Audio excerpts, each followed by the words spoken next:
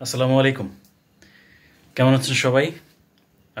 আশা করছি আল্লাহর রহমতে অনেক ভালো আছেন। বদলে আগে নাকি ষষ্ঠ গণবিজ্ঞপ্তি আগে? 1 থেকে 12তমদের নিয়ে আসলে কথার হাইপ শেষ না করতেই নতুন আর একটা হাইপ তৈরি করেছে আমাদের কিছু ললিপপ ইউটিউবাররা। আমি তাদেরকে ললিপপ ইউটিউবারই বলি, কারণ সঠিক সময়ে হক কথা বলতে গেলে তাদের আসলে মুখটা ললিপপ দিয়ে আটকে যায়, তখন তারা হক কথাটা বলতে পারে না। যেমন 1 থেকে 11তমদের নিয়ে যখন আমরা সরব ছিলাম, যখন সবাই মিলে আন্দোলন করলো 18তমরা, তখন কিন্তু এ সকল ইউটিউবাররা মুখে কুলু পেটেছিল। যাই হোক, ওদিকে আর কথা বলছি না। বদলি নিয়ে বেশ কয়েকটা ইউটিউবার নতুন করে তারা একটা হাইপ তুলেছে। তারা বলছে যে গণবিজ্ঞপ্তির আগে নাকি বদলি চালু করা উচিত। যারা 18তমদের রয়েছেন তাদের সংখ্যা 83,000+। এটা নিয়ে প্রচুর কথা হয়েছে। জাস্ট আমরা নতুন করে আর তেমন কিছু বলতে চাই না, জাস্ট একটা কথা বলতে চাই।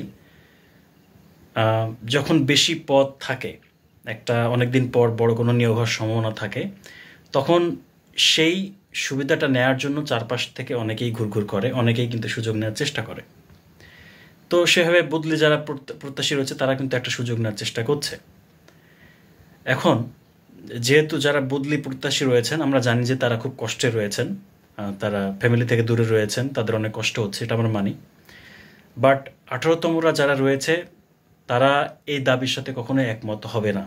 কারণ যেহেতু 83,000 পোস্ট ফাঁকা হচ্ছে, এই ফাঁকা পোস্টগুলো আগে পূরণ হবে। কারণ 18তম যারা নিয়োগ পেতে যাচ্ছে, আমরা অনেকেই জানি যে এখানে পোস্টের সাথে যতগুলোকে টিকিয়েছে ভাইভাতে, তাদের ভেতরে আসলে একটা ক্ল্যাশ অনেকে ফিল করছেন। যে অনেকে বলছেন যে কীভাবে নিয়োগ হবে, এতগুলাকে টিকিয়েছে, তাহলে নিয়োগ হওয়ার যে একটা প্রশ্নবিদ্ধ একটা জায়গায় রয়েছে। তো সেক্ষেত্রে যদি বদলি ব্যবস্থাটা আগে যদি চালু করা হয়ে যায়, তাহলে কিন্তু এটা খুব খারাপ একটা পরিণতির দিকে আসতে পারে।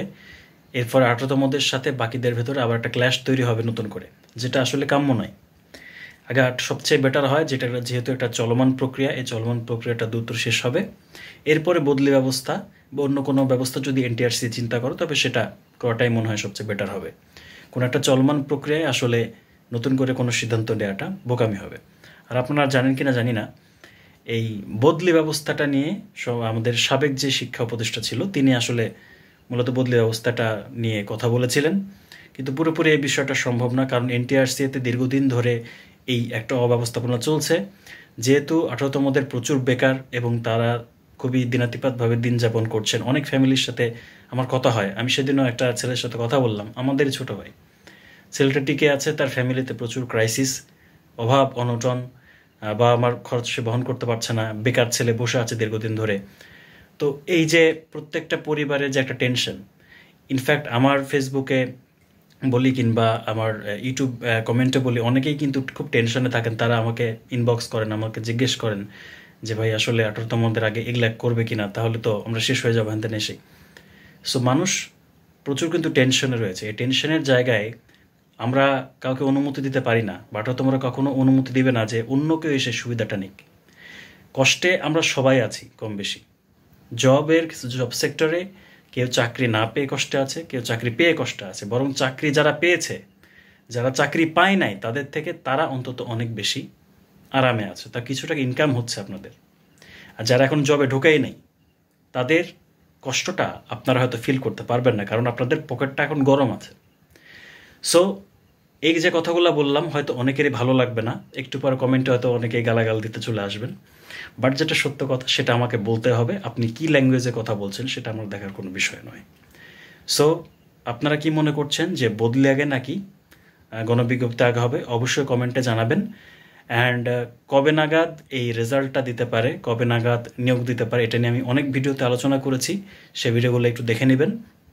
তবে যতটুকু আমি বলতে চাই যে আগামী মাসের জুলাই আগস্টের দিকে বা টেনে টুনে যদি খুব খারাপ থাকে, তাহলে সেপ্টেম্বরের দিকে হয়তো গণবিজ্ঞপ্তি দিয়ে দিতে পারে, সব কিছু যদি ঠিক থাকে। তো এটাই আমরা প্রত্যাশা করছি যে গণবিজ্ঞপ্তি যেন খুব দ্রুত হয়। আর আপনাদের সবার শুভকামনা জানাচ্ছি আপনাদের প্রতি। ভালো থাকেন, সুস্থ থাকেন এবং আমাদের চ্যানেলের পাশেই থাকেন। ধন্যবাদ সবাইকে।